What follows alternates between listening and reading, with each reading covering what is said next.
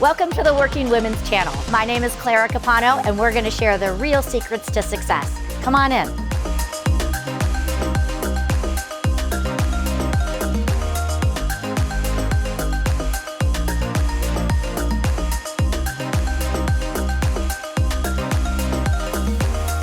Tami, it's so good to see you. I'm just honored to have you here with me, and I can't wait to have our viewers get to know you even better. No, thank you, Clara. It's a pleasure to be here with you. Yeah, so you and I have known each other. You know, we've worked together, we've been accountability partners, and I have learned so much from you over the years.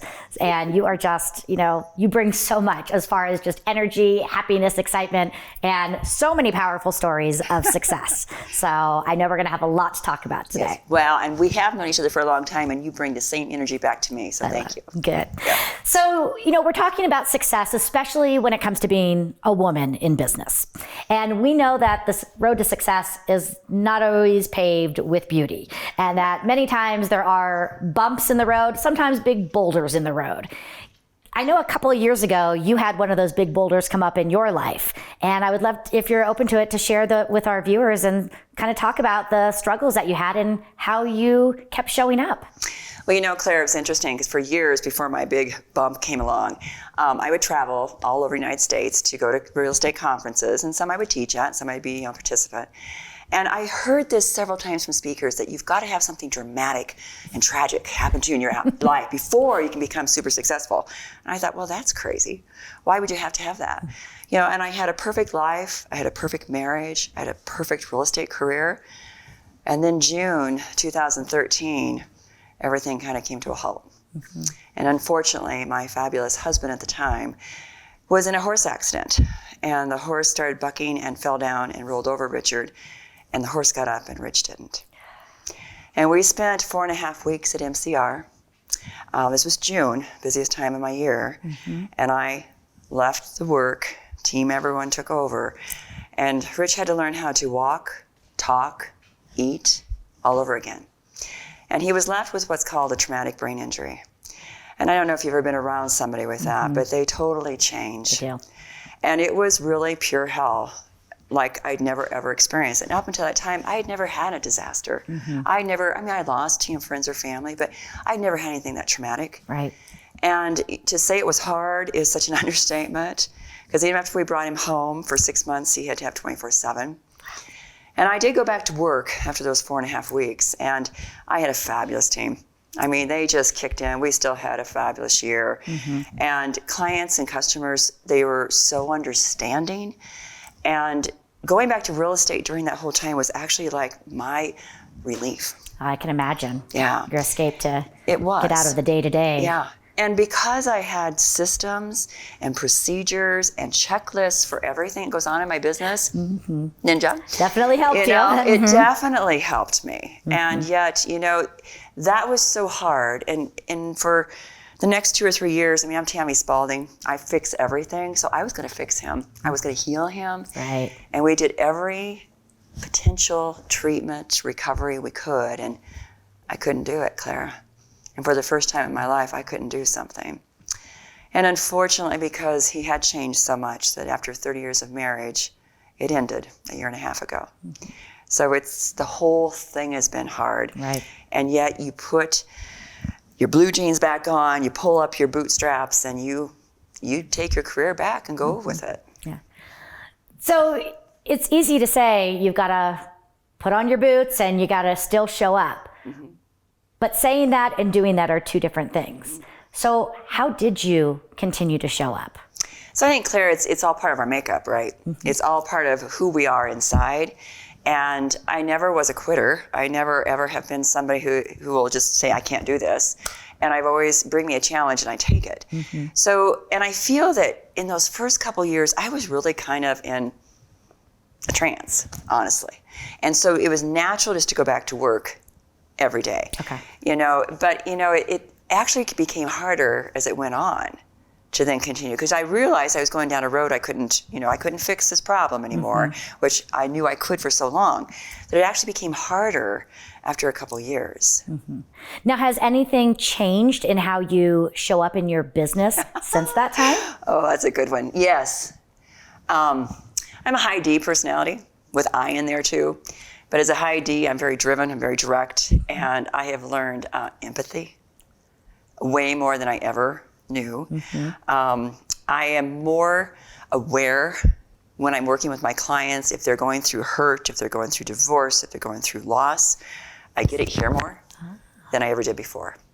And I think that's huge because, I always cared about my clients and always, wanted to take care of them, but not this way. Because I get it now. I understand that there's a deep hurt there that a lot of people don't understand unless you've been through it. Yeah. And I think that's also part of being, many times a woman in business is being able to connect on that deeper level. And I can appreciate what you say so much because I've been in the same position where many times when I was managing, I was so task oriented and I loved it. I loved checking off my boxes, but I wasn't connecting on that human level. And so being able to learn that and get that emotional intelligence can be a game changer on many levels. Right. I'm really sad it took that to do it. Sure. But at the same time, I've changed in that respect. So great. Now let's talk about your business because you have a phenomenal real estate business. For our viewers who don't know you or if they're in other industries, you are at the top of your game. You have been doing this for many years and you are known around the United States and even globally for the success that you've had. Can you tell us about some of the things that you've done? You've mentioned having schedules and doing those, but what are some of the business practices that we can learn from you that could carry into even other industries? Well, I think first of all, you have to have a business plan. You need to know your goals and where you're headed. You need to have processes. You need to come from the heart and be human. You need to build rapport with your clients, no matter who they are. And the clients that you're working with need to know and feel that they're the only ones you have at that point in time, even if you're working with several. You need to always have the heart of a teacher, and you need to never have a dollar sign in your eye. That's a big one. Yeah. Big one. And we talk about that in Ninja because, again, we're both ninjas and we talk about coming from a place of serving, not selling. Right. And really making sure because they do feel that. Oh, they do. And you have to come from abundance with everything in your life. You can't live in any kind of scarcity. And when you come from that abundance, they feel that too. And I just always, when I walk into a home and meet somebody new or they come to my office and meet them new, I want them to feel really like, wow, she's welcoming, she's pleasant, she's fun to be with, and I want that whole emotions to come across. And that also I'm going to take very good care of them. And I think if your clients feel that and you give them the red carpet treatment, and you'll just have them back for years and years and referrals like crazy. Definitely.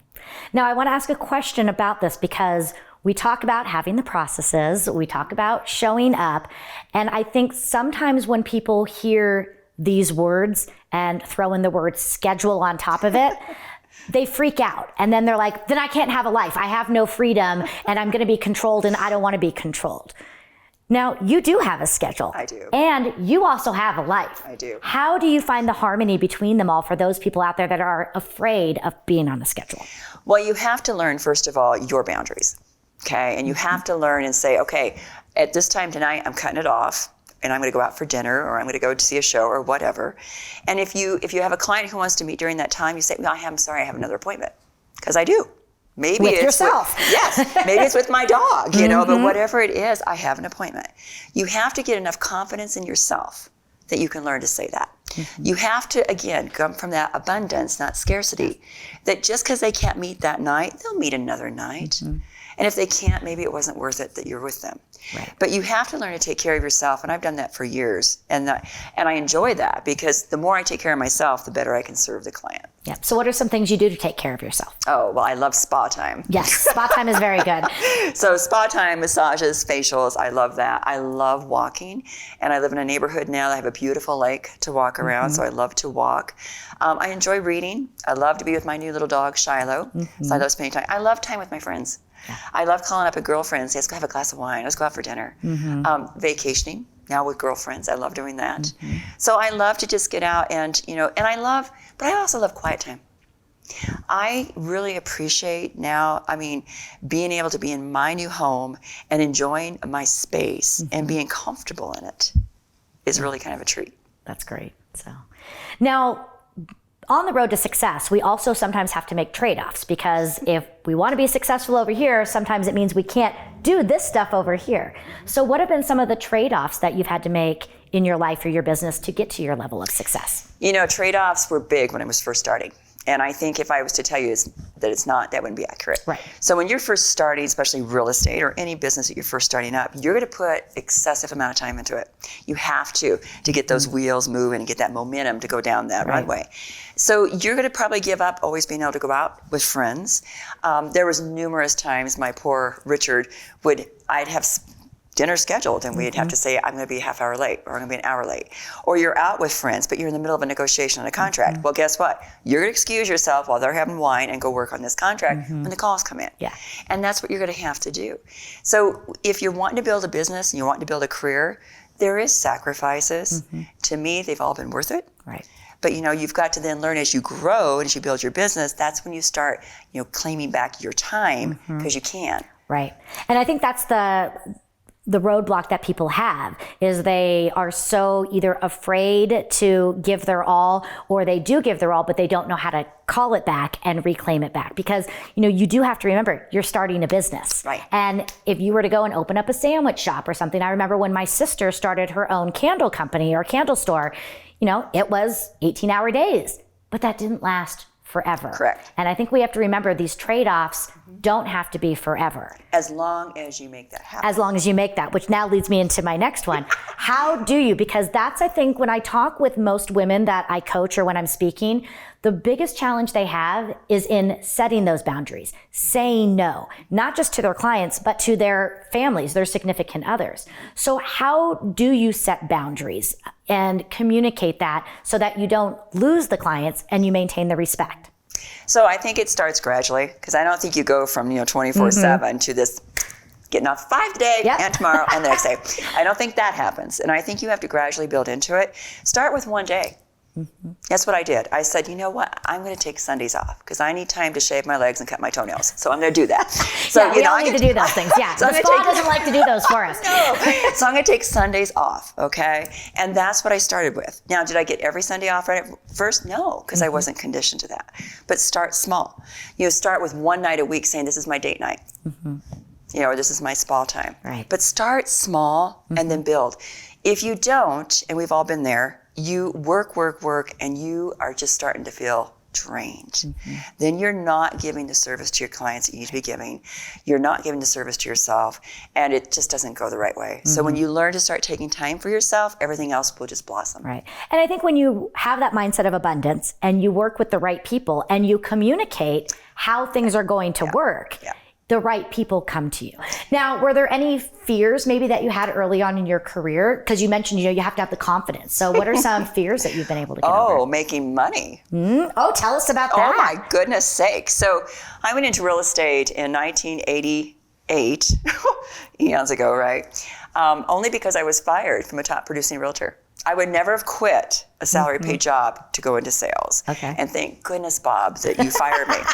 So when he fired me, I had so much money in the bank and I was single. And I thought, well, I've always wanted to try this game of real estate. So I thought, let's try it, because you got this much money. When you're at the end, if you're not making anything, then you have to go get a job, right? So I learned how to go to dinner with friends and ask them for their leftovers.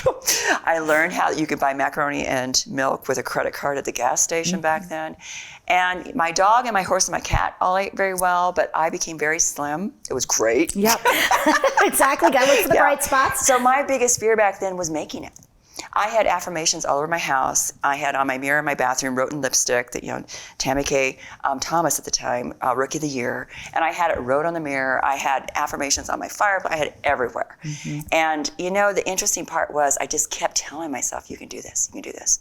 But it was scary. That fear of success can really hold us back, and the scarcity around, money can do that. So, well, clearly you've been able to get over that. So, and we're happy that you have been able to do that.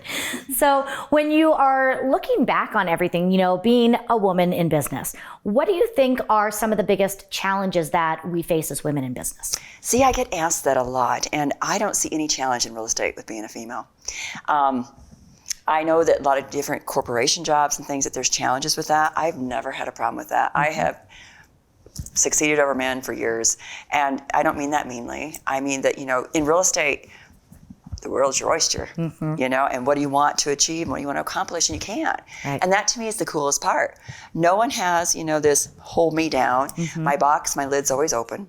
And so I don't have that challenge. I never have, Clara. That's good. And it's hard for me when I'm talking to friends or to clients that are experiencing that in their workplace. And I always just smile and say, come into sales. just come into sales. Right. But I think it also goes back to that abundance mindset. Right. Of saying, you know what, there could be challenges. And I think when you have that confidence in yourself and that driver personality where you're like, I'm going to get this done, you're able to overcome some of those. Right. Now, on the flip side, do you think as a woman in business, you have anything that gives the upper hand to being a male? Absolutely. So tell us about that. Well, I think, again, in my career, it's a very emotional thing to buy a home unless you're doing investments. And sometimes if it's your first home, this is a huge investment. If you're buying it because your family's growing or your family's, left, or if you're dealing with people with their parents have passed away, it's emotional. And I just truly feel that women and their feelings can just hold those people better and comfort them better than men can sometimes. Yeah. So I feel that honestly we have that nurturing that we can do that gives us a little upper hand. I love it. It's great. So if you're reflecting on your life, not living in a world of regrets, but if you could go back in time, is there anything that you would have approached differently? I've always said that I've always lived a life of no regrets. And when even Richard's accident happened, I actually was on the speaking trail, and I actually made a whole hour presentation on that, to live your life with no regrets, because the day he went in his coma, we had no regrets with our relationship. So I look back on my whole career, and I have no regrets. It's a matter of what would I have done different. I probably would have got more help earlier. Okay, as far as my own assistance. I probably would have learned to interview better. That's a hard one. For assistance. You've been down that road with me. So those are probably some things I would change, or that I am changing, so to speak. But I have no regrets, Clara, and I'm really happy to tell you that. I think that's wonderful. I've lived a very, very good life, and I'm looking to live a good life going forward too. I love that. Yeah. So going back a moment to what you said about you would have asked for help and maybe delegated in your business. That's another hard one for women in business to have. So tell me a little bit about how you came to understand that you needed help, how you started, and maybe got over some of the fears there. Well, the biggest thing, I was an assistant before I became a realtor, so I knew what they could do for me. The biggest fear to begin with was the money. Yeah. How can I pay somebody? How can I hire somebody, although I can't keep working 24/7? So I started off really slow. I actually went to the high school, and was it DECA? I think it was called. Right. And I actually got a high school, young lady who came and did part-time work for me, very minimal wage, very, few hours. And I could see what that was doing. I thought, oh, she could do this, she could do that. And then I just kept doing that. And I realized very quickly that my dollar per hour was a lot more than her dollar per hour if I was doing the right tasks. So. And you have to think of it that way. Again, you have to think of running your business as a CEO and looking at the opportunity cost. And I love that you went to a situation and looking at a program like DECA, which I know still does exist in some of the school districts. So I think, that's one of the things I try to do too, is you don't have to spend a lot of money. Right. There are people who are looking for these. So you have to look for these opportunities, but there are many opportunities out there. But I think, again, you have to take the leap and find a way to make it work to get you to the next level. Yes. So what would you say you are most proud of? What am I most proud of? Wow, that's a great question. I think I'm most proud of what I've done with my life and where I'm at financially. I grew up in a very poor family. And my daddy was a truck driver, and we lived on food stamps and welfare. And I remember those days going to the grocery store and Mama being so embarrassed. I remember at age 12, I started my first job cleaning hotel rooms and toilets because I wanted to buy clothing that Mom and Dad couldn't afford. And I told myself from that very young age that I would never live like that. I didn't know what that meant or what that looked like. But I'm very proud to be able to say that today that I'm very giving. I work a lot with the community. I donate a lot, and I give back.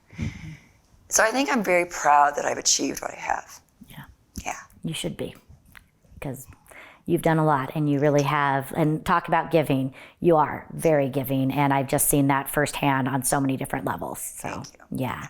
So talk to us about what's next for you when you look into the future, whether it's this year or down the road. What's next for Tami? You know, it's interesting because I just had a big birthday, and it kind of makes me nervous when people say, well, when are you retiring? And I'm thinking, do I look that old? And I smile and say, you know, I love what I do. So for me to say I'm going to retire tomorrow, why? I love what I do. I see myself not working quite as hard, Clara. You know, I've put in the hours, I've put in the years, I've been at the top of the company for many, many years, and I really want to. I want to find companionship again. I really do, and I'm hoping that can exist out there somewhere.